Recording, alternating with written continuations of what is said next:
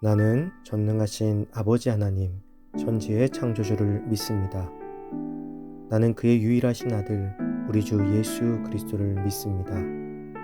그는 성령으로 잉태되어 동정녀 마리아에게서 나시고 본디오 빌라도에게 고난을 받아 십자가에 못 박혀 죽으시고 장사된 지 사흘 만에 죽은 자 가운데서 다시 살아나셨으며 하늘에 오르시어 전능하신 아버지 하나님 우편에 앉아 계시다가 거기로부터 살아있는 자와 죽은 자를 심판하러 오십니다. 나는 성령을 믿으며 거룩한 공교회와 성도의 교제와 죄를 용서받는 것과 몸의 부활과 영생을 믿습니다. 아멘.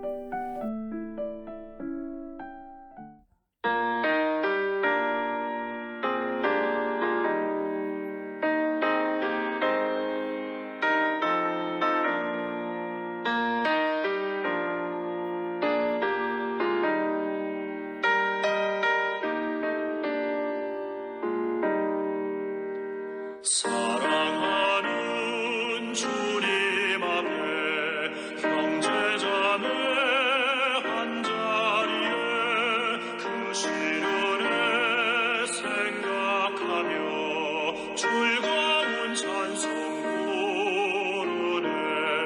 내 주 예수 본을 받아 모든 사랑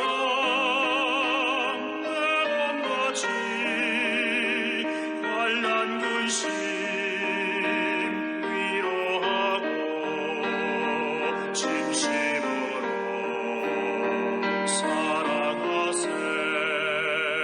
사랑하는 주님 앞에 온갖 충성 다 바쳐서 괴로우나 즐거우나 주님만 힘써 섬기네.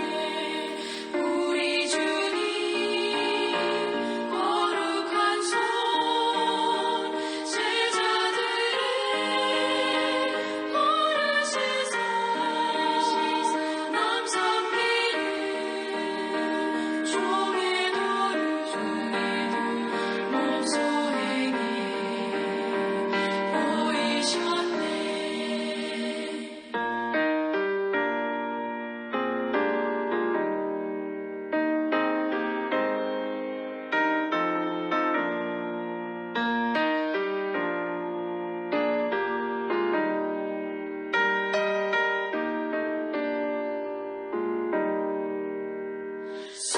사랑하는 주님 예수 같은 주로 섬기다니 한 피바다 한 몸이룬 형제여 친구들이여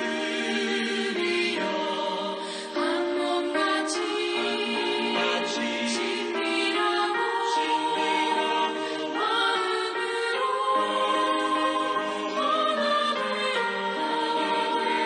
우리 주님 크신 말씀 지성으로 준행하세.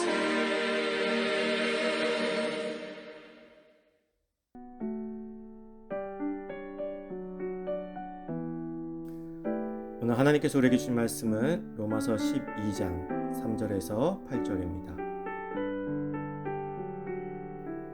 내게 주신 은혜로 말미암아 너희 각 사람에게 말하노니 마땅히 생각할 그 이상의 생각을 품지 말고 오직 하나님께서 각 사람에게 나누어 주신 믿음의 분량대로 지혜롭게 생각하라. 우리가 한 몸에 많은 지체를 가졌으나 모든 지체가 같은 기능을 가진 것이 아니니 이와 같이 우리 많은 사람이 그리스도 안에서 한 몸이 되어 서로 지체가 되었느니라. 우리에게 주신 은혜대로 받은 은사가 각각 다르니 혹 예언이면 믿음의 분수대로, 혹 섬기는 일이면 섬기는 일로, 혹 가르치는 일이면 가르치는 일로, 혹 위로하는 자면 위로하는 일로, 구제하는 자는 성실함으로, 다스리는 자는 부지런함으로, 긍휼을 베푸는 자는 즐거움으로 할 것이니라. 아멘. 사랑의 지체라는 제목으로 오늘 말씀 나누겠습니다. 어제 나눈 말씀에서 우리는 예배의 자리가 중요한 것이 아니라 우리의 중심이 더 중요함에 대해서 말씀을 나누었습니다.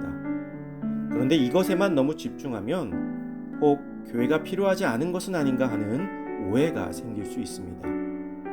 신앙은 나와 하나님과의 1대1의 관계에서 세워지고 굳어집니다. 그러나 하나님과 1대1의 관계가 맺어지기 위해서는 공동체가 필요합니다. 왜냐하면 하나님께서는 다양한 사람에게 다양한 은혜를 주시고 그것을 또 성도 간의 교제를 통해서 나눌 때 더욱 하나님에 대해서 깊이 알아가게 되기 때문입니다. 바울은 오늘 본문에서 하나님의 은혜로 그리고 믿음으로 구원받은 성도가 어떻게 살아야 하는지에 대해서 이야기하고 있습니다. 우선 바울은 마땅히 생각할 그 이상의 생각을 품지 말고 믿음의 분량대로 지혜롭게 생각하라고 말합니다. 여기서 생각하라는 말은 분수를 아는 것이라는 뜻을 가지고 있습니다. 믿음은 구원의 전제 조건으로서의 믿음이라기보다는 하나님의 뜻을 분별하며 말씀을 따라 살아가는 신앙의 상태를 의미합니다. 또한 믿음의 분량은 믿음의 크기가 아닌 믿음의 다양성을 의미하는 것입니다. 즉 하나님께서 자기에게 주신 은사에 맞게 그 분량만큼 그 특성대로만 추구하라는 뜻입니다. 우리 각자에게는 공동체에서 개개인에게 맞는 은사를 주셨습니다. 만약에 모든 사람이 설교의 은사가 좋다 하여 설교만 하려고 한다면 교회가 어찌 될까요? 혹은 모든 사람이 정리의 은사가 좋다 하여 온 교회가 정리만 하고 있다면 교회는 어찌 되겠습니까? 하나님은 각 사람에게 맞는 다양한 은사를 주셨습니다. 그 은사에 맞게 내가 할 수 있는 것을 하는 것이죠. 그리고 그 은사 하나하나는 다 필요하고 다 소중한 것입니다. 그렇기에 다른 사람의 은사를 무시하거나 혹은 반대로 나의 은사를 드러낼 필요가 없습니다. 그러나 안타깝게도 교회에서 문제가 일어나는 것은 대부분 이것에 관한 문제들입니다. 자신의 은사를 최고로 여기고 타인은 무시함으로 분란과 분쟁이 일어나게 되는 것이죠. 자신을 철저하게 낮추시고 인간의 몸으로 오셔서 우리의 구원을 완성하신 주님을 본받는 우리가 낮아지기보다 높아지고 남을 위하기보다는 나를 위하고 남을 무시하는 모습은 참된 그리스도인의 모습은 아닐 것입니다. 겸손은 우리 그리스도인들이 가장 먼저 배워야 하는 덕목입니다. 내가 낮아지고 상대를 높여주는 조화로운 기운이 생겨날 때 교회는 주 안에서 더욱 튼튼하게 서 나갈 것입니다. 우리의 몸에서 한 군데만 불편해도 우리는 온갖 신경이 쓰이죠. 발가락 하나만 없어도 제대로 걷거나 뛸 수가 없습니다. 별 볼 일 없어 보이는 부분일지라도 없어도 되는 지체는 하나도 없습니다. 마찬가지로 교회는 그리스도의 몸으로서 각자의 지체들이 모여서 교회를 이룹니다. 서로가 서로를 이끌어줌으로써 하나의 교회를 이루고 그 안에서 그리스도의 생명을 모두가 공급받아 살아가는 것, 그것이 바로 그리스도인들입니다. 요즘 우리는 비대면 예배를 드리면서 교회의 필요성에 대해서 의문을 갖게 됩니다. 비대면 예배도 주님께서 기쁘게 받으시지만 우리의 신앙의 성장을 위해서는 각 지체들과의 교류가 반드시 필요합니다. 각자의 모자란 부분을 서로 채워주고 보완해 줄 때 우리의 신앙은 더욱 성숙해져 갈 수 있기 때문입니다. 그렇기 때문에 우리 공동체의 지체 하나하나를 소중히 여기고 사랑할 수 있어야 합니다. 하나님께서 우리 각자에게 적당한 은사를 주신 것은 자신에게 주어진 사명을 다함으로써 교회의 유익과 교회의 덕을 세우게 하려는 거룩한 뜻이 있습니다. 우리는 비록 미천한 존재지만 하나님의 이러한 뜻 안에서 예수 그리스도의 몸된 교회의 한 지체가 되는 영광스러운 자리에 이르게 되는 것입니다. 서로 만나기 어렵고 교제하기 힘든 시기이지만 이럴 때일수록 우리 공동체의 지체들을 놓고 기도하시기 바랍니다. 서로가 서로를 위해 기도할 때 큰 힘이 되고 능력이 됨을 우리는 그동안 경험하였습니다. 그렇기에 이 어려운 시기에 우리 공동체를 위해 우리와 함께하는 지체들을 위해 내가 무엇을 할지를 고민하는 시간이 되기를 소망합니다. 사랑하는 성도 여러분, 내가 속한 공동체에서 사랑으로 섬기고 각 지체들을 위해 예수님처럼 겸손하게 섬기는 귀한 믿음의 백성이 되시기를 주님의 이름으로 축원합니다.